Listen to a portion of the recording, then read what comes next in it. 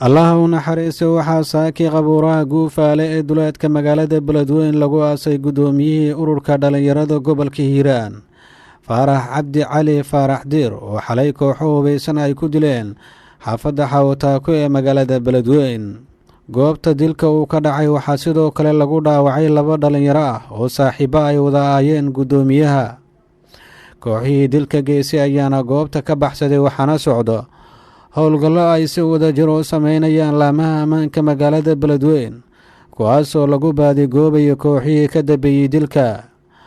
aaska marxuumka waxaa ka qayb galay mas-uuliyiin ka tirsan maamulka gobolka hiiraan, boqolaal dadweynaha oo ka kala yimid 4 xaafadood ay ka kooban tahay magaalada beledweyn ee xarunta gobolka hiiraan.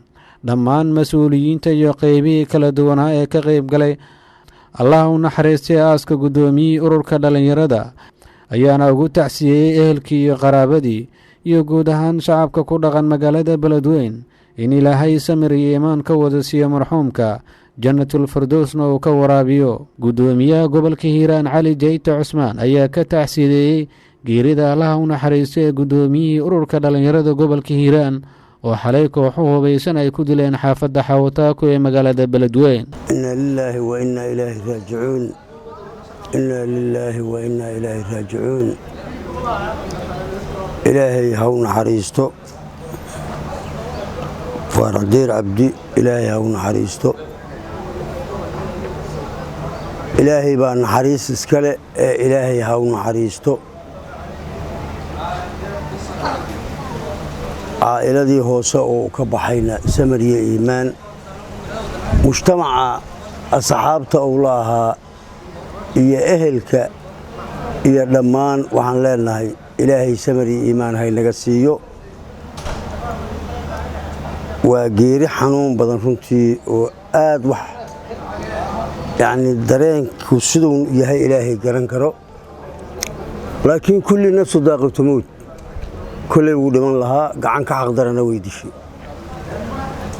waxaa kaloo qirayaa population intaa la eg intaan magaalada joogay qof uu aaskeeda ka qayb galay maarag. hawl khayr buu ahaa, ilaahay hawl khayr ha ka dhigo, ilaahayna ha u naxariisto. intaas waxaan leenahay waa tacsi, samir iyo iimaanna ilaahay dadka ha ka siiyo, caa'ilada ha ka siiyo, bedel khayr qabana ilaahay ha keeno. taa markaa intaa uga gudbo, kolley gacan ka xaq daran baa dishay. waxaan qiraynaa in dulmi lagu dilay oo wuxuu galabsaday aan la arag. kuwa dhaawacmay oo halkaa ku dhaawacmay na waxaan leenahay allah subxaanahu wa tacaala ha u boogadhayo. ma dhahayna waa ka xunnahay, waayo waa qadar ilaahay. qadar ilaahay lagama xumaan karo, laakiin wayna taabatay, aaday noo taabatay. insha allah haddii ilaahay idmana hadda saasay noqon doontaa ma dhahayno, laakiin uun ma dhici doonto in dadka layska dilo layska joogo, layska dilo layska joogo, ma dhici doonto haddii alla yidhi. qof aadamiya oo dharkan xiran tahay xiran oo adiga kula mida oo magaalada kula jooga oo ina hebela way adag tahay sidii lagu arkaa. calaamad gaara ma leh, meel gaar uu degan yahana ma jirto, mujtamacu ku dhex jiraa. mujtamaciina dee waxay aafo ku noqdeen, qudhoodu qalbigaa jabay oo dee waxaan qirayaa haddii maanta ninkaasi uu dili lahaa uu sababsan lahaa qabiil Soomaaliya oo reer hebel baaldeel leeyahay, wixii ka dhaca waa la yaabin lahaano. war naftu mar bay go'daa, ilaahay baana xukuma.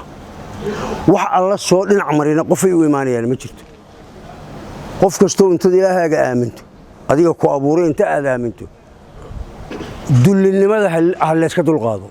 anigu intaasaan leeyahay.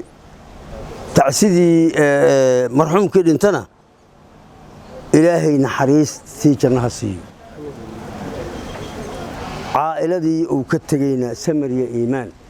allah u naxariistay guddoomiye faarax diir ayaana ahaa guddoomiye firfircoon kana shaqayn jiray nabadda iyo horumarka isdhexgalka bulshada dhalinyarada, isagoona sidoo kale caawin jiray dadka masaakiinta iyo kuwa danta yar ee ku dhaqan magaalada Beledweyne.